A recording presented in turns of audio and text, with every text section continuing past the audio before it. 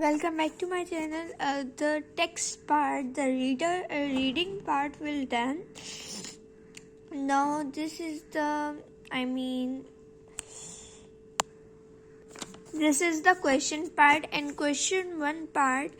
In the microscope, eyepiece is multiplied by 5 and object length is 20.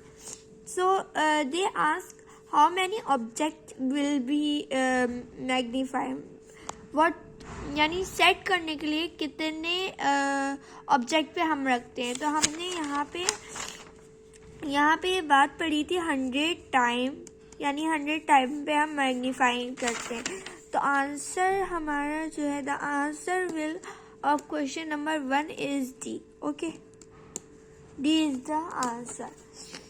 Now which of the following is not tissue?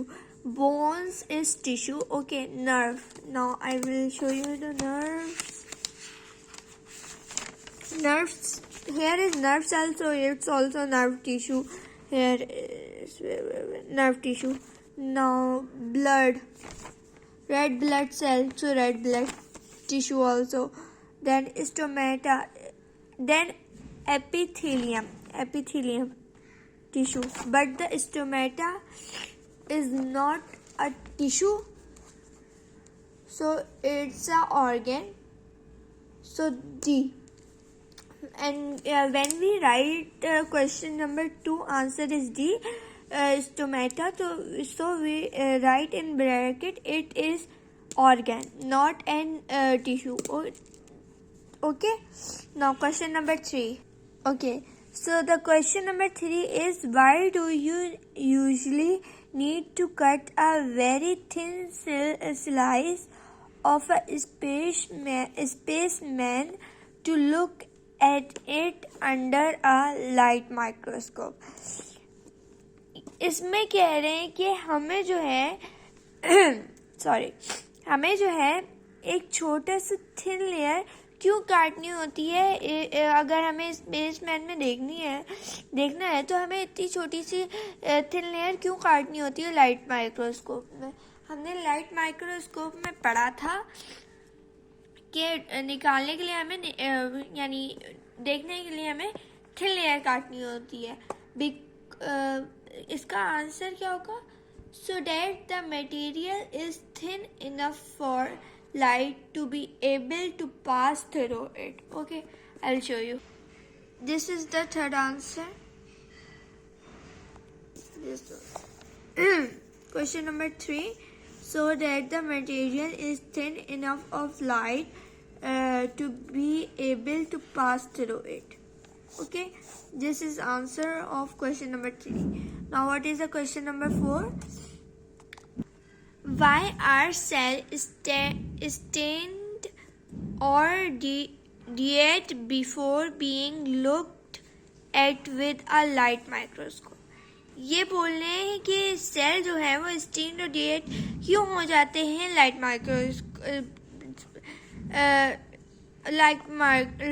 Microscope में. So the answer will be to show up the different part and particularly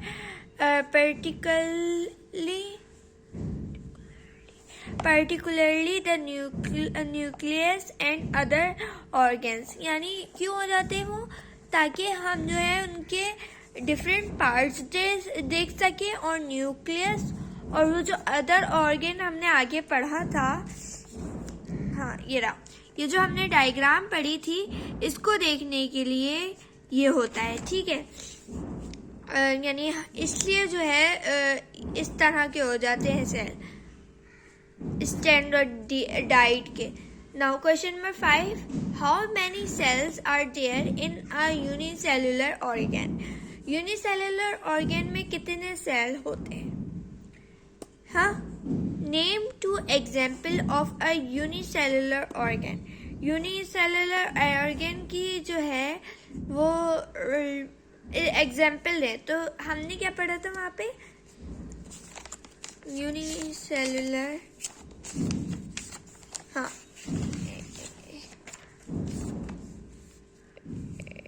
हाँ, यहाँ हमने पढ़ा था, कहाँ गया? हाँ, they are called unicellular. हाँ ये रहा, दे यानी यूनि, अब अपने अल्फाज में लिखना है यूनिसेल्युलर। यूनिसेल्युलर है one cell. Okay, examples are amoeba and chlorella. Chlorella are common unicellular organ, बस are common unicellular organ. Question 6. Name 3 different type of spatial cell. 3 special cell की जो है का नाम ले। तो हमने स्पेशल सेल का क्या नाम पढ़ा था, अभी देखते हैं। आगे इसका दूसरा पार्ट पढ़ते हैं। Which part of a cell determine how it will specialise. वो कौन सा सेल का डिटरमाइन सेल होता है और वो किस तरह स्पेशलिस्ट होता है। ठीक है, ये 2 चीजें हमें बतानी है। तो पहले तो पूछा है कि नाम बताएं सेल्स के जो स्पेशलिस्ट हैं। तो हमने यहाँ पे पढ़ा स्पेशलिस्ट एनिमल सेल और स्पेशलिस्ट प्लांट सेल। तो कौन कौन से हो गए? Red blood cell, nerve cell और epithelial cell, root cell and root hair cell और प्लाज्मिड सेल। और सबसे हमने उसके अंदर पढ़ा था, यानी वो जो हम डायग्राम पढ़ रहे थे, स्टडी कर रहे थे, जो डायग्राम स्टडी कर रहे थे उसमें हमने ये भी पढ़ा था कि स्टोमेटा भी स्पेशल सेल है, किसका? ह्यूमंस का। तो ये सेल्स हमारे हो गए। अब दूसरा पार्ट क्या है? Which part of cell determine how is specialise. किस तरह पता चलता है कि वो स्पेशलिस्ट है। So how can we know specialist? इसके अंदर हमने पढ़ा था कि the nucleus of a cell, यानी मैं अपने अल्फाज में बता रही हूँ, ठीक है।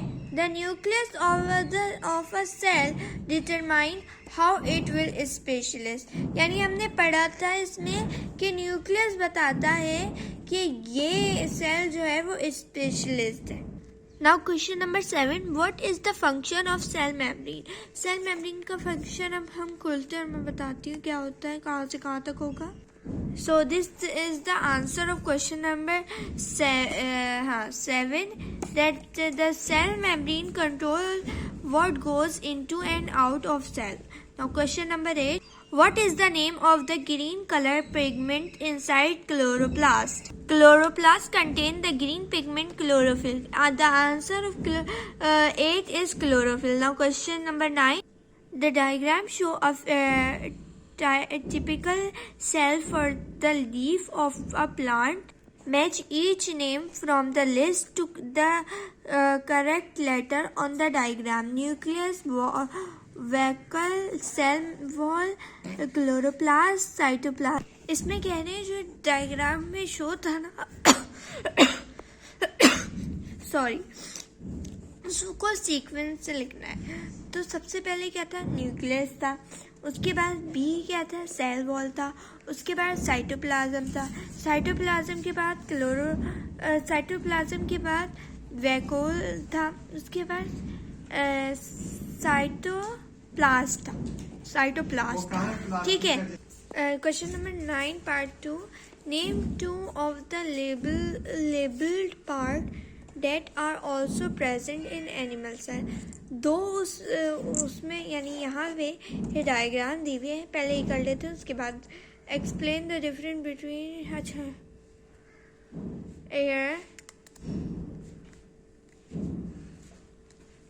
इस डायग्राम में फिल करना। तो ये न्यूक्लियस, ये जो है न्यूक्लियस है, मेरे पेन की वजह से हुए है, ठीक है। बी सेल वॉल है, सी साइटोप्लाज्म, ये जो है वैक्यूल है और ये है क्लोरोप्लास्ट। ठीक है।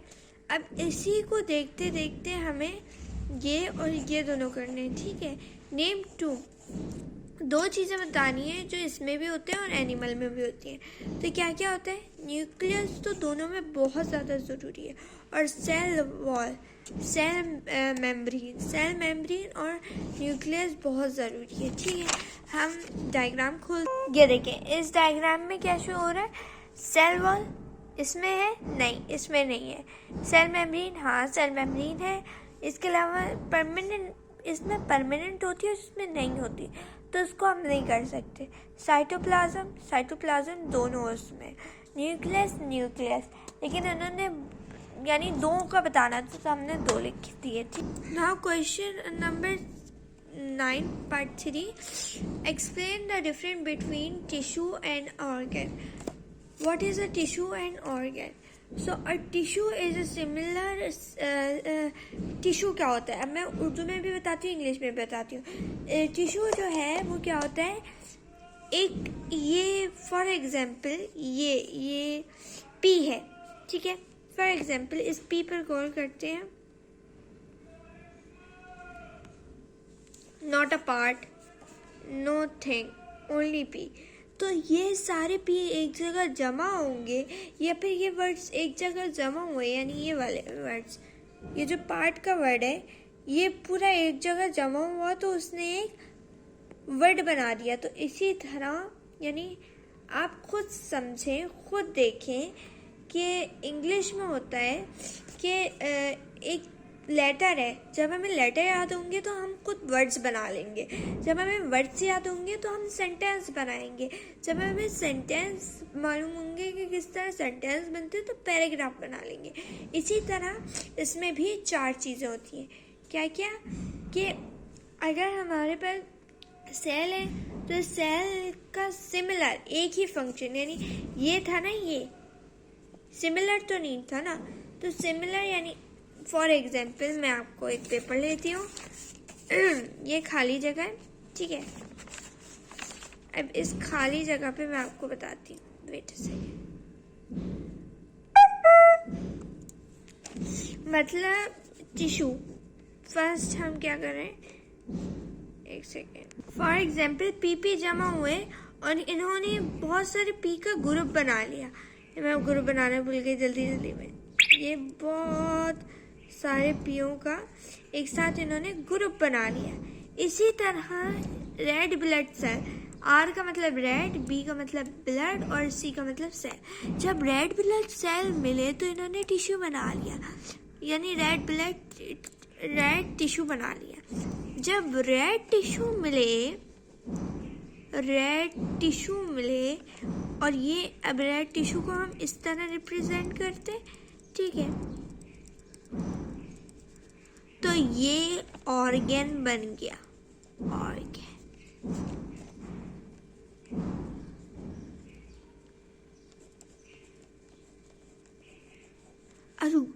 फॉर एग्जाम्पल इसी तरह की एक और मिसाल देती हूँ जो आम पाई जाती है, फ्रूट की है ये मिसाल, कि अंगूर है इंग्लिश में, ठीक है। ये क्या कहते हैं इसको मम्मा, जैसे ये जो है ये ग्रेप्स, ये कहलाएंगे ग्रेप्स, स्पेलिंग गलत है। और इसी तरह एक बनाऊं मैं तो ग्रेप कहला जाएगा। अगर मैं बहुत सारा बनाऊं तो एस लग जाएगा, और अगर मैं ये बनाऊं तो सिंपल वर्ड होगा, ठीक है। और यहाँ पे क्या होगा, यहाँ पे वर्ड के साथ प्लस हो जाएगा एस, ठीक है, तो ये ग्रेप्स बन जाएगा। तो इसी तरह इसी प्रोसेस को देखते हुए यहाँ पे भी यही प्रोसेस हुआ है, ठीक है ना। तो लिखें, a tissue is a group of similar cell with a similar function, and organ is a group of tissue working together to carry out a particular job or function. This is the answer.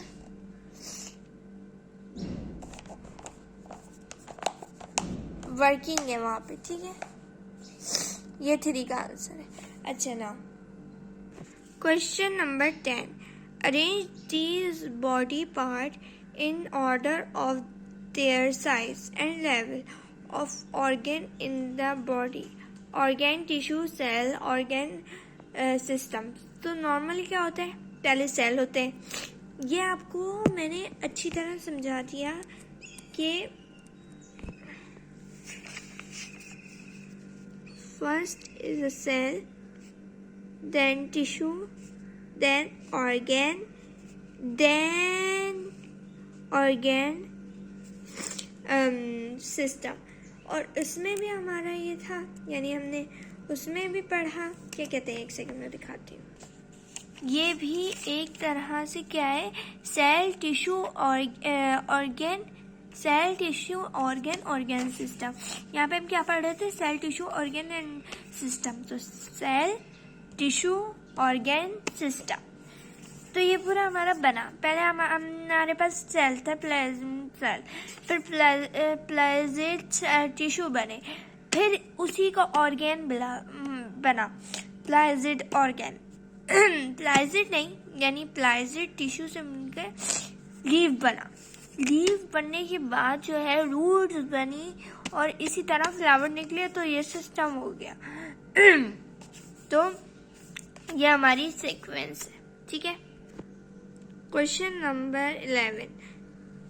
Look at the sequence on page number 9 showing the relationship between cell, tissue, organ and organ in a plant using either labeling, draw or just make up a cellular. अच्छा, human या animal किसी का भी हमें वो बनाना है.